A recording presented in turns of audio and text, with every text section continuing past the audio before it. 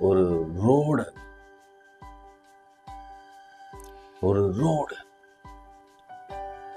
தெரு அல்லது என்ன சொல்லுவோம், அப்படிப்பட்ட இடங்களில அவர் கூட கூட்டம் எக்கச்சக்கமா வருது. அதன் மத்தியிலே ஒருவன் முழங்காலில் நின்றான். பிரியமானவர்களே, நாம இந்த இடத்துல நிறுத்திட்டு ஒரே ஒரு சின்ன காரியத்தை நான் சொல்லிட்டு அடுத்து போறேன். எனக்காவது ஒரு நாள் நம்முடைய பிள்ளைகளுக்காக, உங்கள் பிள்ளைகளுக்காக ஒரு தாயாக இருந்து, ஒரு தகப்பனாக இருந்து நீங்க பாதத்துல விழுந்திருக்கீங்களா? சாஷ்டாங்கமா விழுந்திருக்கிறீங்களா?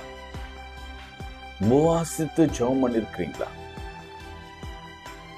ஆனா நம்ம மனசெல்லாம் என் பிள்ளைக்கு நல்லது நடக்கல, என் பிள்ளைக்கு திருமணம் ஆகல, என் பிள்ளை ரட்சிக்கப்படல, என் பிள்ளை பொறுப்பு இல்லாம இருக்கிறான், என் பிள்ளைக்கு வேலை கிடைக்கல, என் பிள்ளைக்கு வாழ்க்கைய போச்சு, அடிக்ஷன்ல இருக்கிறான், போதையில இருக்கிறான்.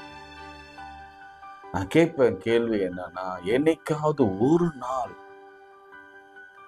அவ்வளவு பெரிய ரிலீஜியஸ் லீடரே வெட்கம் பார்க்காம, மானம் பார்க்காம மண்டிட்டு ஆண்டவரத்துல என்ன கேட்கிறான் பாருங்க, என் குமாரத்தி மரண அவஸ்தைப்படுகிறாள், அவள் ஆரோக்கியம் அடையும்படிக்கு நீர் அவள் மேலும் அது கைகளை வையும், அப்போது பிழைப்பாள் என்று அவரை மிகவும் வேண்டிக் கொண்டார். 2வது குறிப்பு, பாதத்துல விழுவது மாத்திரமல்ல, ஜெபம் செய்யறோமா,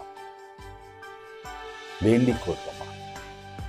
5 நிமிடம், நான் ஏற்கனவே இதுதான் சொல்லிட்டே வரேன். ஒரு 5 நிமிடம் ஒரு குழந்தைக்காக, இன்னொரு குழந்தைக்காக ஒரு 5 நிமிடம், கணவனுக்காக ஒரு 5 நிமிடம், மனைவிக்காக ஒரு 5 நிமிடம், சிஸ்டர்ஸ்க்காக ஒரு 5 நிமிடம், அவருடைய பிள்ளைகளுக்காக ஒரு 5 நிமிடம். இப்படி நீங்க கணக்கு பண்ணாலே கிட்டத்தட்ட ஒரு 30 நிமிடம் சாலிடா நம்ம ஜெபம் பண்ணலாம். ஜெபம் இல்லாம ஜெயம் இல்லை. ஜெபம் இல்லாத வாழ்க்கை செத்த வாழ்க்கை.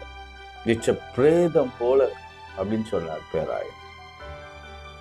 பிரேதம் போல. இங்க பதில் என்ன தெரியுமா?